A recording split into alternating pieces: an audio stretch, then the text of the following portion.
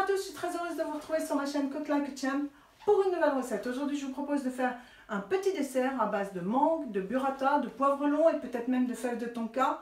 Donc, on regarde les ingrédients, hyper simple, et on fait la recette. C'est parti! Une belle mangue, une burrata, ça peut être soit au lait de vache, soit au lait de bufflone, quelques feuilles de basilic, du poivre long et peut-être un petit peu de fèves de tonka sont les uniques ingrédients qu'il nous faut pour cette recette. C'est parti, on commence. On prend la mangue et on l'épluche.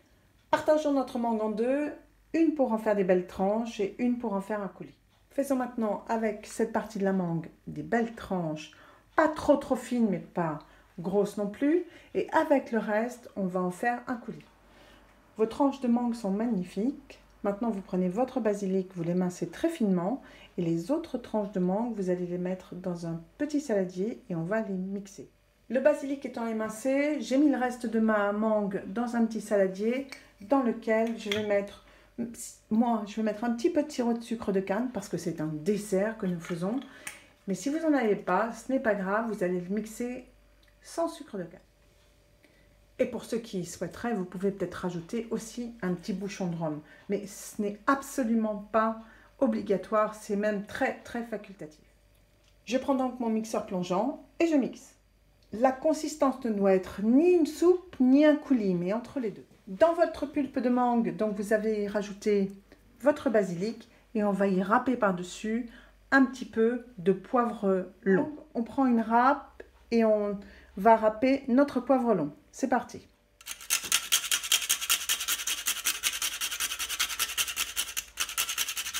On mélange, on goûte et s'il n'y a pas assez de poivre, on en rajoute. Après avoir goûté, je pense qu'un petit peu plus de poivre long serait parfait. Donc j'en ai rajouté.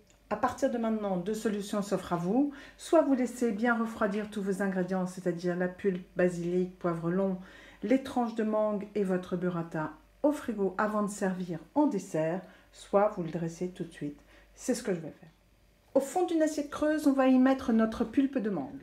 Autour de notre creux d'assiette, nous allons y disposer nos tranches de mangue. Sur ce petit soleil de mangue, vous allez disposer votre burrata.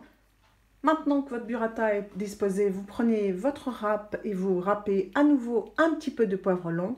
Et si vous avez dans vos armoires de la fève de tonka, n'hésitez pas à y râper aussi un petit peu de fève de tonka.